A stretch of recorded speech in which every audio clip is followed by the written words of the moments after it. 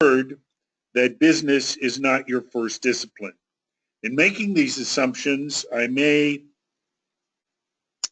have left some people out, but I think the information in this presentation will still be of use to you.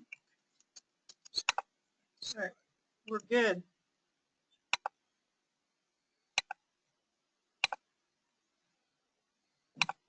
All right, Bob, go ahead. Okay, technology commercialization. Commercialization is the monetization of innovation. There are many ways that innovation can be shared with society, and commercialization is one of them. Technology can also be shared for no cost at all, shared for free. Persons who want to share their innovation for free, make it generally available, are not subjects for the commercialization.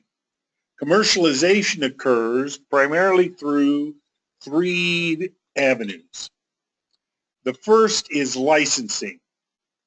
These are commercialization developed and patented and then licensed to a company or other entity that markets it. So in that instance, the innovator does not actually operate a business. The innovator is primarily concerned with the revenue that is gained through the licensing. A second way innovation is commercialized is by the advances of a large corporation. Many innovations are developed within large corporations, or the large corporation can acquire the development of the innovation. And sometimes the innovator or inventor will actually work for the corporation. And then the corporation will commercialize it using its own processes. And the third way is when the innovator commercializes the technology through the development of a private entrepreneurial organization. That is the path that we're going to talk about this afternoon.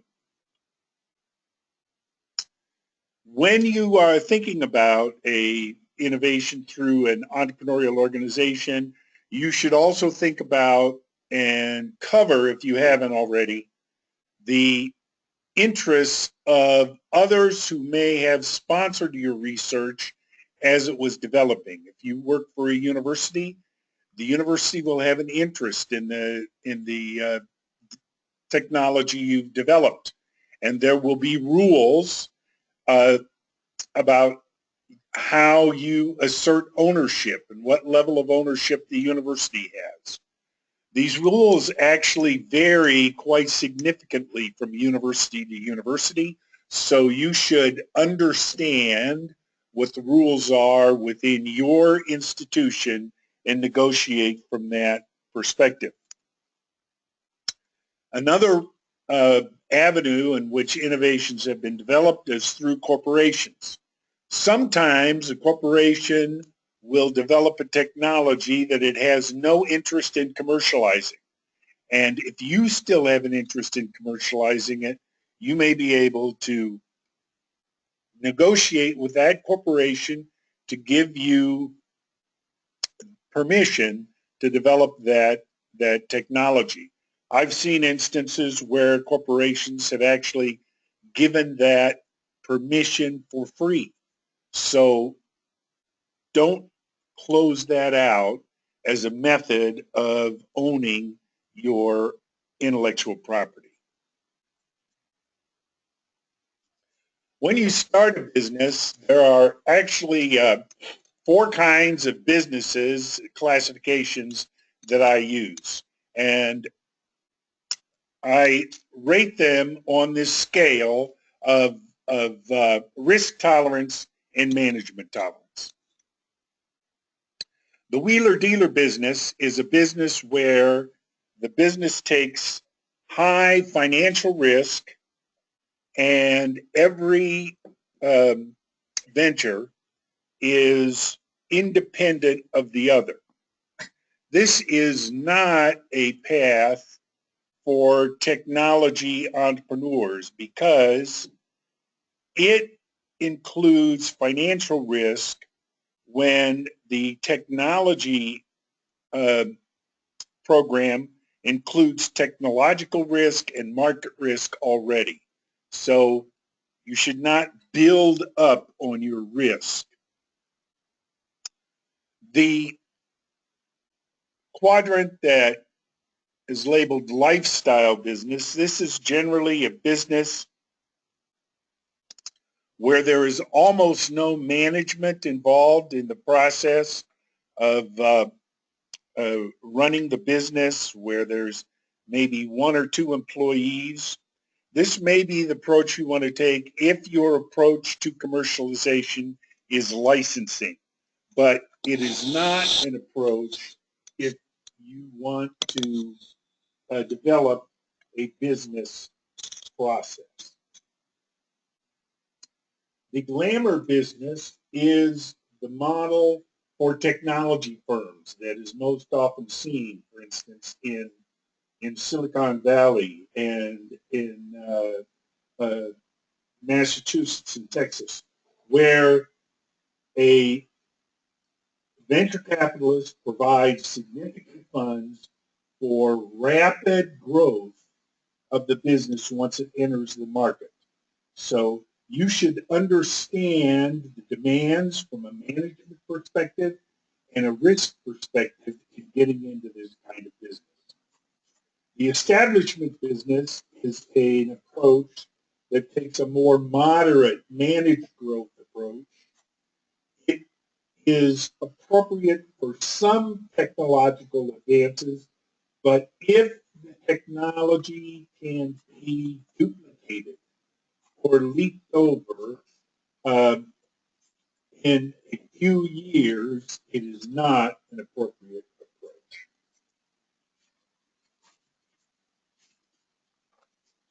Well, let's talk a little bit about the various forms of risk. For technology companies, the first form of risk is technological risk. Technological risk has several aspects to it. First is, will the technology perform as desired? I'm not qualified to talk about that with most people. You're the one as the innovator who will know whether it performs adequately. But there is a dimension to it, and that is scalability. In order to make revenue come in at a rate fast enough to allow the growth of the business, your technology will have to be manufactured or processed in a way that allows the growth of production and distribution. Oftentimes what works in a laboratory does not work in a manufacturing setting, or does not work as desired in a manufacturing setting. So these questions need to be considered, and this risk needs to be considered as you move forward. Market risk is the risk about the customer. Will the customer purchase what the innovation is? And we'll talk about that at greater length. All firms face financial risk. Markets change. The value of money changes. When money comes into an enterprise, the timing of that receipt is important. So in periods of high inflation or very low inflation, financial risk can vary. In periods when the stock market varies, financial risk can vary. When we get later into this presentation on venture capital, you'll see that venture capitalists will often take financial risk into account when making any investment, and it is irrespective of whether the technology works or not. And then finally, there's management risk. Management risk is whether the company has the ability to manage the scaling and growth of the enterprise. And that is one you're going to have to answer in terms of the structure of your business and your own personal capacity to manage people, to delegate, and to give a solid vision to the enterprise.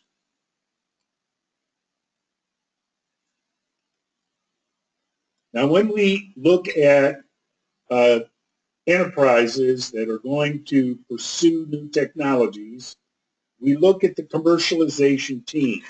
This is not the team inside the company. This is the team that influences the company.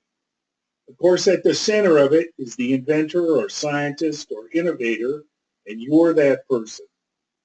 But other people involved in the commercialization process include monitors or gatekeepers. These people validate the findings of the research. Will the technology work? Will it pass guidelines and requirements? So federal agencies like the Environmental Protection Agency and organizations like Underwriters Laboratories are monitors that approve the development of your technology. Another part of the commercialization team are the champions. Champions are people who believe in the innovation without being directly involved in it. So if you have friends or colleagues, whether they're within your institution or from other institutions that believe in the developments you've made, they can be important champions for your development. Another member of the team are the sponsors. Sponsors are the investors. They make a financial investment, or resource providers. So sometimes a innovation will be developed in a laboratory that is provided by an entity that isn't involved in the enterprise. These kinds of sponsors provide valuable support to innovative organizations. And then finally, there are the stakeholders. The stakeholders are the potential customers, the ones who will benefit from the innovation. Sometimes these stakeholders have great political influence. For instance, take a pharmaceutical that applies to a particular disease. People with this disease who want the opportunity to have this pharmaceutical can become powerful advocates for the development.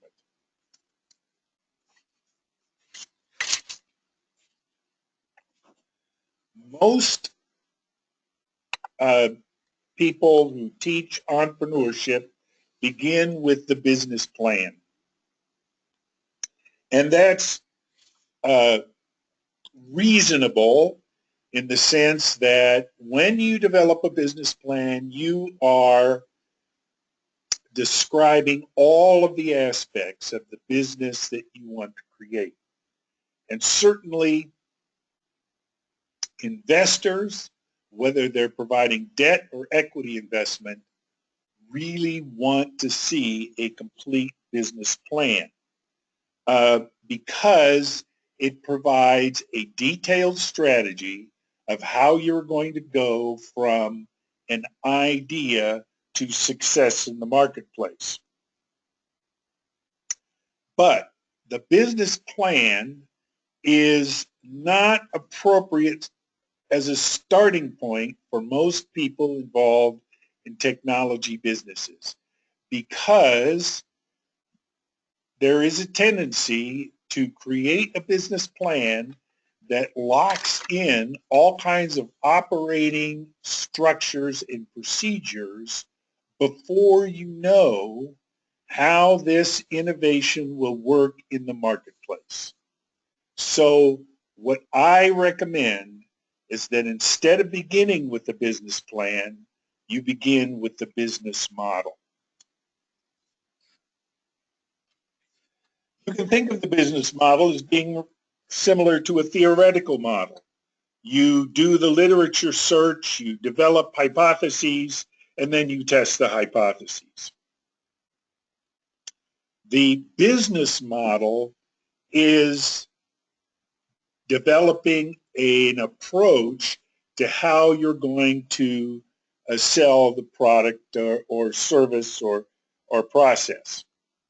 Peter Drucker once said that every business lives in contemplation of a customer. That's how you begin. The idea of the business model is centered on who is going to purchase it. So what need will you satisfy? Who are your potential customers? What does your innovation bring to the marketplace that makes it more valuable than existing solutions? And then how do you monetize it? What is the cost structure? And what is the revenue model? By boiling down the business model and understanding it completely, that becomes the basis of your elevator speech or the communications that you do to immediately interest an investor, a sponsor, an employee in the vision that you want to achieve. This is a representation of a business model canvas, sometimes called a lean startup canvas. It identifies the key components of the business model. Now, in this particular one, the left-hand box is identified as key partners, but you can also, an alternative model, one we use here at NBDC, has that as problems that you are solving. And so if you got involved in developing an innovative product, you will have begun by attempting to solve a problem. That is the component of that box. Then the next box you should look at is the customer segment box. Who has this problem that needs to be solved? Who is the person or institution or company that most wants a solution to the problem you've identified? And then you go into the large middle box, which is the value proposition that you provide to that customer. Why is your solution better than existing solutions? In almost every case, there are solutions out there that are existing, and you are going to have to tear people away from the current solution.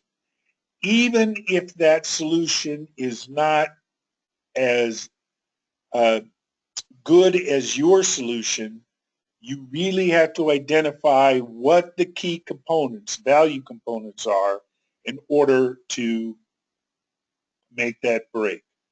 And that's why I talk about the elevator pitch, because then when you are developing the company, and you bring employees into the company, and you bring support organizations like attorneys and insurance agents and real estate people, etc. One of the things you want to do is convey to them your vision. And the way you convey the vision is by internalizing this value proposition. At the bottom of this canvas, you will see the units that indicate the cost structure and the revenue streams. There are a lot of businesses out there, especially in today's market of apps and IT and internet solutions, where there is developed a solution to a problem, but it is presented on a platform where people aren't used to paying for such solutions. So how you get revenue becomes a huge problem in those streams.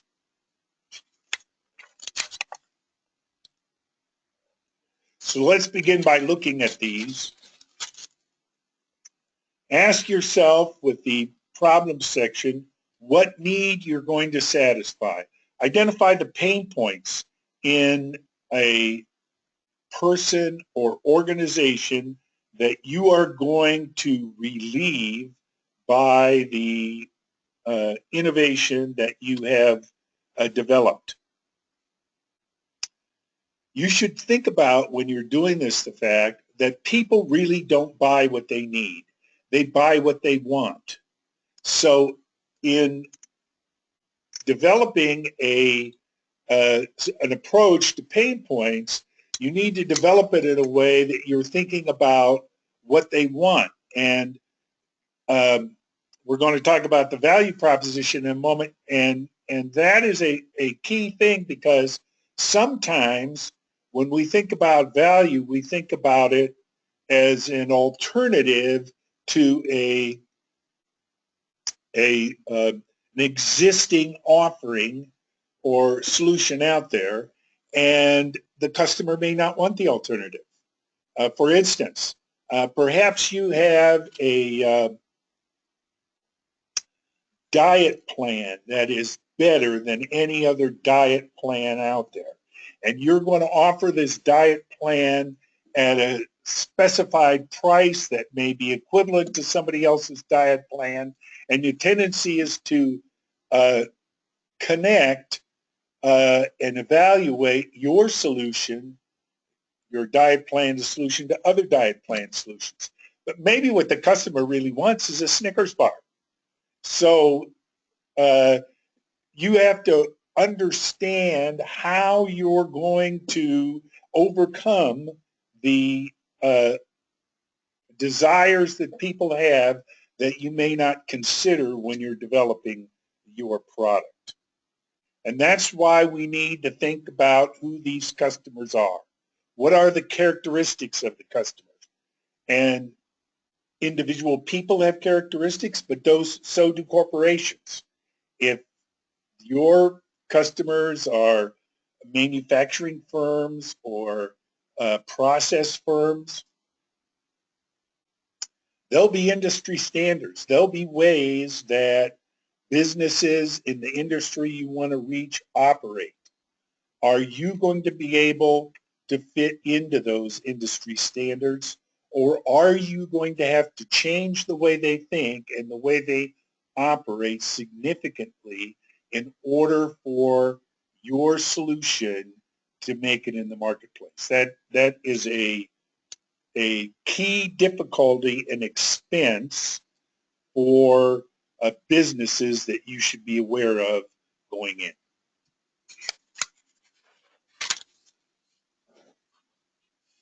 So putting those together, the problems that you have identified in the customer, then you come and say, okay, well, what is the value proposition? What does my solution offer that it will be chosen by that customer over other possible solutions, or even other uses for the money, or no solution at all? identify those key factors that your innovation will satisfy. And then the smaller boxes will help you flesh out the value proposition. The solutions is the description of the solution that you provide. The metrics are the key things that you will measure that will drive people to the solution. The unfair advantage is the specific components of your innovation that makes it a leap ahead of what is offered out there at the current point. And an important point to think about with your unfair advantage is how long will it last? Because as soon as you offer something in the marketplace, others will notice. Can they copycat it? Can they leapfrog it? Those are key questions that you need to ask yourself. And then also very important is what is the channel you're going to take to the customer? How do you get to the customer? How does the customer buy your solution? Distribution, do you have to have independent distributors? Are you going to do personal sales? Can you market it with a flyer? There are all kinds of questions and channels that become extremely important to whether the operation will succeed.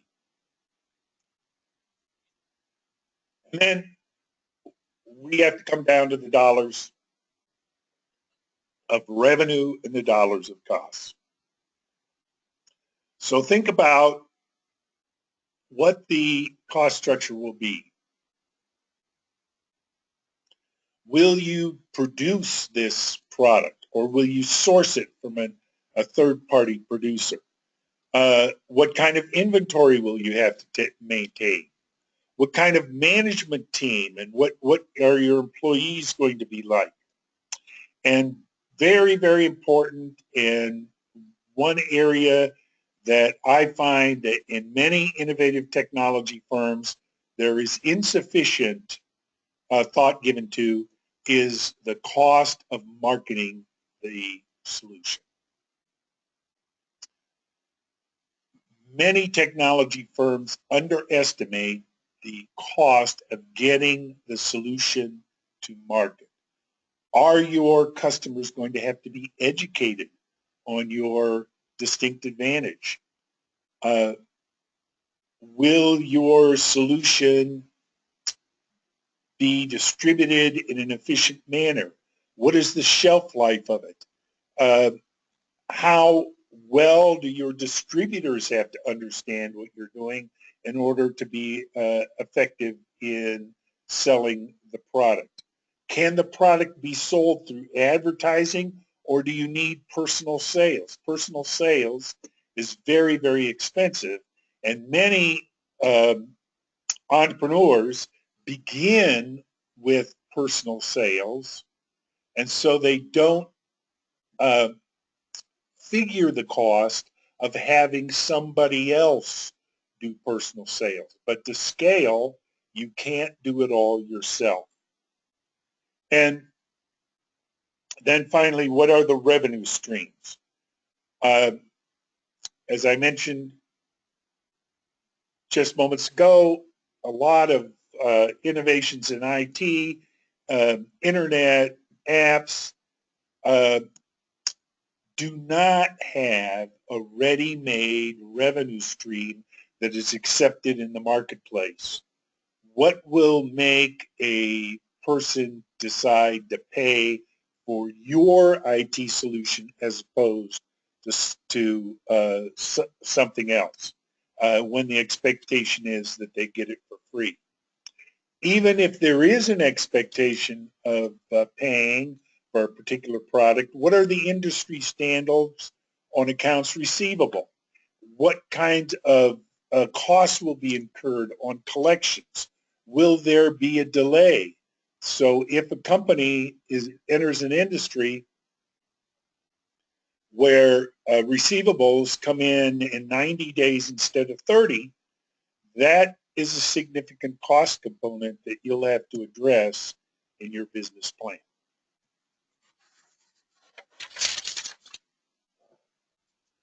So now when you develop, excuse me, the business model, you are ready now to test it. So going back to the idea of a theoretical model and hypotheses, you want to test to see whether the assumptions you've made in developing the business model are assumptions that are going to fit in the marketplace. So how do you test it? Well, one thing you can do is by doing market research on the industry. What are other players in the industry doing? Are you fitting into that, or are you inventing a whole new way of reaching the customers? You could directly survey customers to see if they have an interest in your product. You could do tests of focus groups to see if they like your product.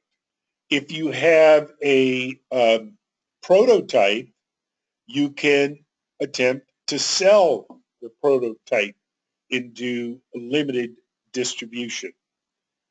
The reason that you're going to test and the reason that the lean business approach was developed is that the entrepreneurs in Silicon Valley learned that it is best to fail early.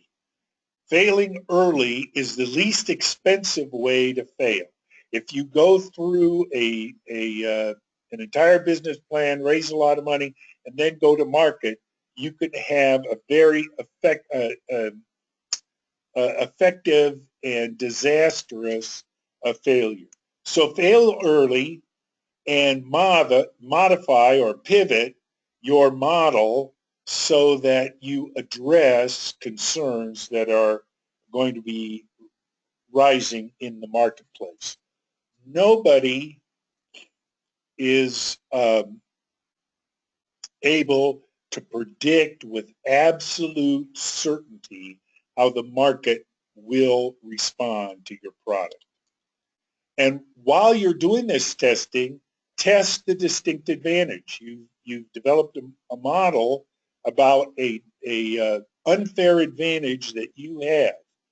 Is your unfair advantage of value to your customers? That's something that you want to test through focus groups or some other market testing procedure. And then finally, test your assumptions about the cost structure. If you're going to outsource the production of your operation, go to third-party producers and get bids on what it would take to produce what you want them to produce. Get some data behind your cost structure assumptions.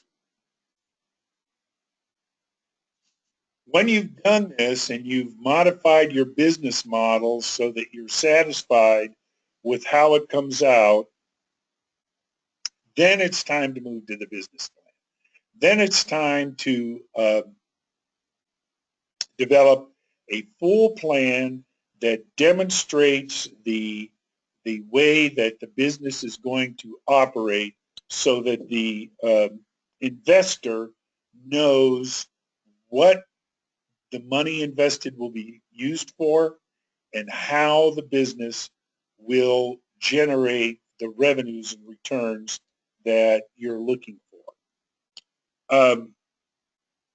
The business plan is sought by the investor also so that you have developed a structure that tells the investor when the payoff will come.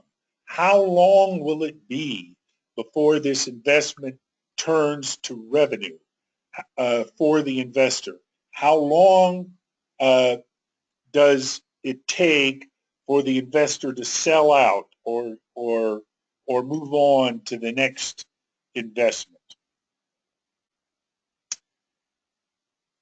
When you present the business plan to the investor, or in some cases the bank, make sure that it's complete. For instance, if you're going to a market with competitors, don't leave out competitors. Deal with them all, because if you don't deal with them, the investor will notice and they won't think that you're being realistic about how you're approaching the marketplace.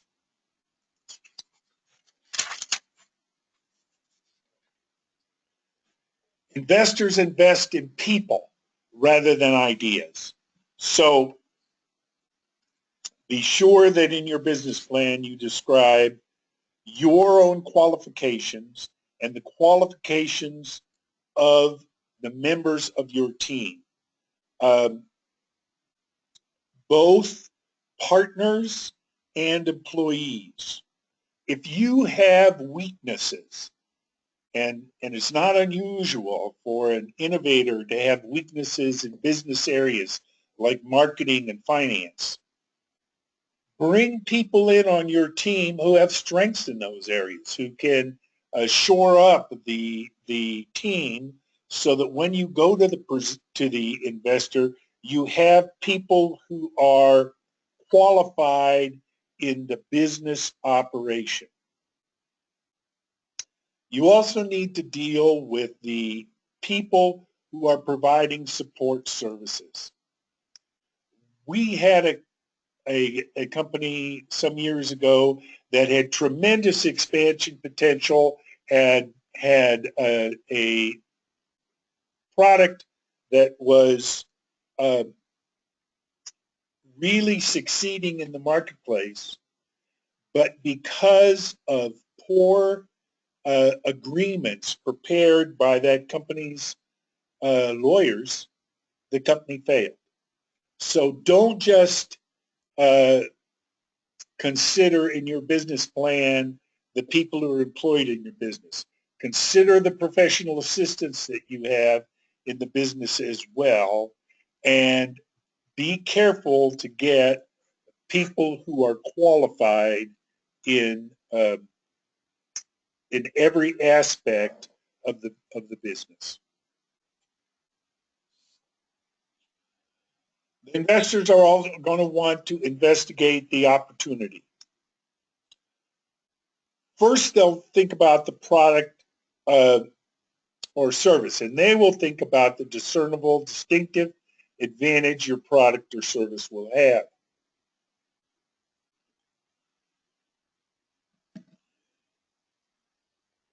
They're also going to look at the potential for that product or service to be duplicated or otherwise mitigated by competitors. So the distinctive advantage that you have has to be a strong one, and it has to be one that lasts. Even if you have a patent, investors can become leery because there is no patent police. Nobody comes and arrests somebody at another business in order to enforce a patent. Patents have to be defended, and defending patents is expensive. So be aware of what the product or service has that is sustainable in the marketplace. The second area that they're going to look at is the market itself. Is this a growing market? Is it a market where people are willing to spend money? Is it something that is trending upwards? Or is it in decline? Those are business considerations that investors are used to thinking about. Then, is the industry structurally attractive? When you enter the industry, are you taking advantage of structures that your competitors will have that give them a disadvantage in competing with you? Another area is practices in the industry.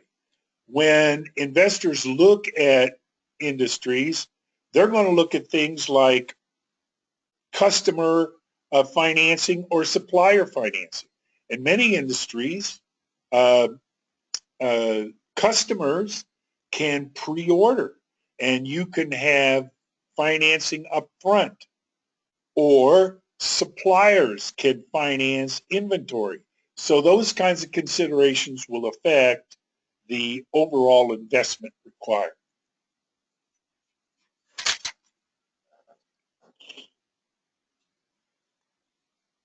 When we were discussing the distinct advantage or the unfair advantage, one of the key questions there is, does the customer understand the product or service? In order for the customer to want the product, the customer's got to know why it will benefit the condition or situation that he has. So related to that is, how much education does the customer need? When a product comes to market and the customer doesn't know enough about the advance to understand whether or not there's an advantage, that becomes an expensive proposition. And you need to address that in the business plan, how customers are going to be educated. Again, if they can be educated with a flyer, that's one thing. If they require a salesperson, and that salesperson needs to be educated before educating someone else, that's going to increase the cost that you're going to have in getting to market.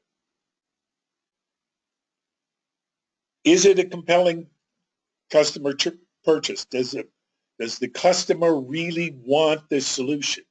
Not only must it be better than other solutions, it must be better than alternative uses of the money or no solution at all.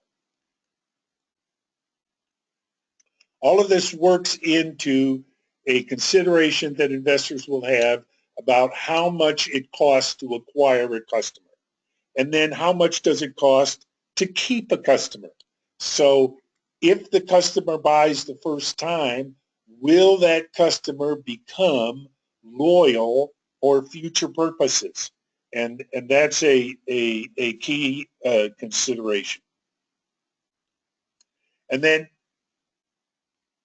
something you may not think about, but becomes important for investors, is if you are developing a product for a new market, will there be the opportunity for follow-on markets, follow-on sales? Will the customer for your particular product then become a potential customer for a succeeding product that either supports your product or is related to it or benefits from the quality aspects that you offer? Then the investors will look at the general market contests, and investors vary with whether they're holding cash or investing. Your opportunity won't be the only one. Investors will look from 50 to 80 different investment options, and you'll, before picking one. So you're in much competition for their investment dollars. And one of the things they'll look at is the financial success in your industry. have other companies in your industry succeeded? When you put those all things together, then you can come out with the Pro Forma Financials. Please come to the Nebraska Business Development Center to develop these Pro Forma Financials. You should have an income statement, a projected income statement, quarterly for 3 years. Similarly, a balance sheet and sources and uses of funds. Those that all flow from a cash flow analysis that is developed first and is monthly for 3 years.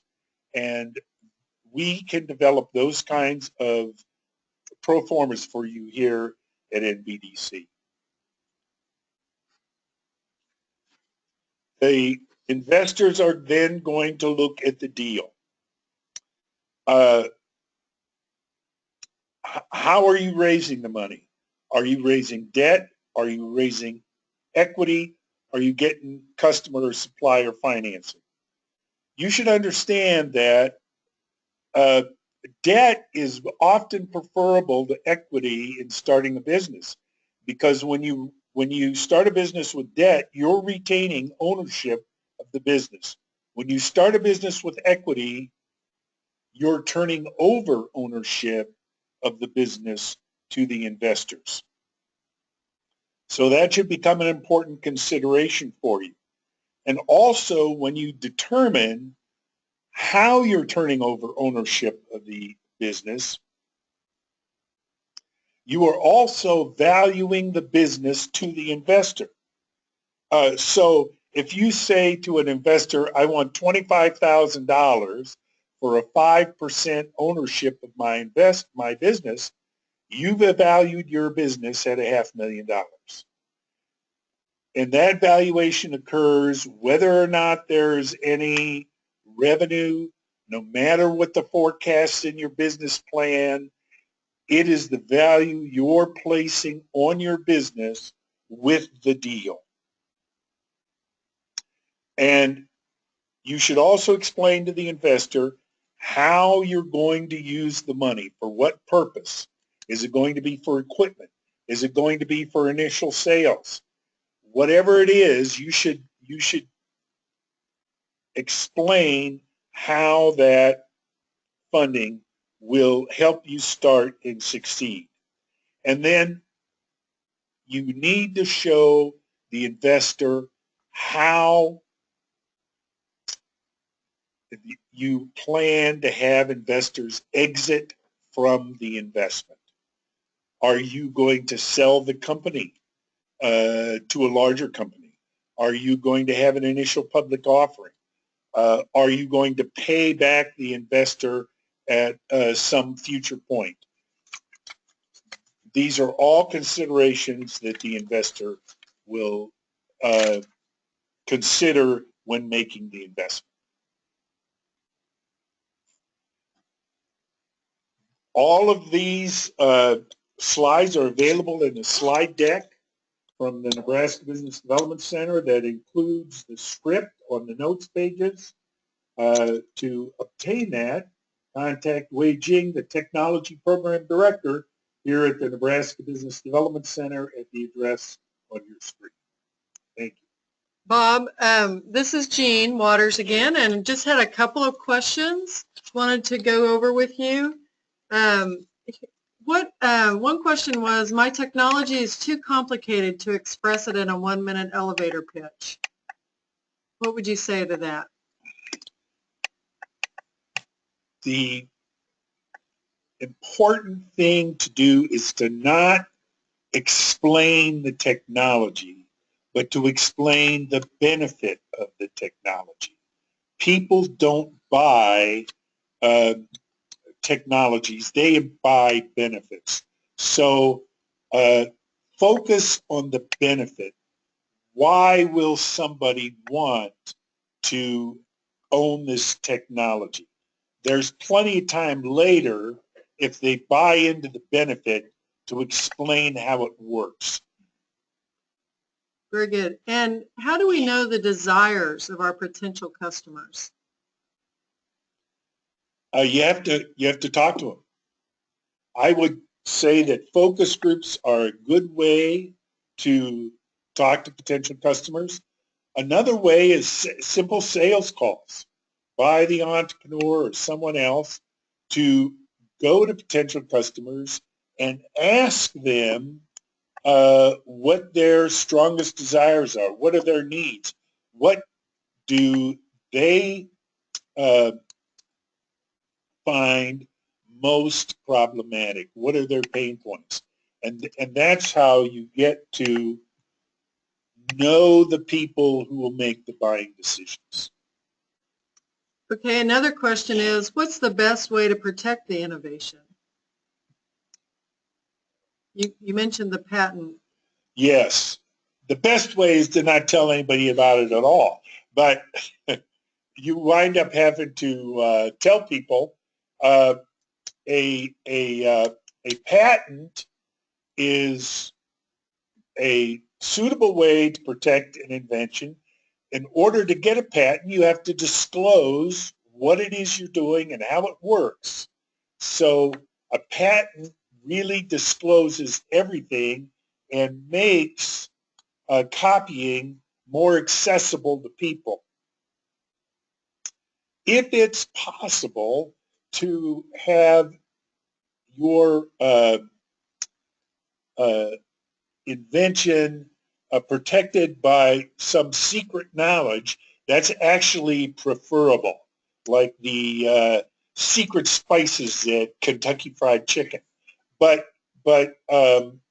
oftentimes that isn't possible because especially if it's a physical product or even a pharmaceutical, it can be reverse engineered. So you need to patent those.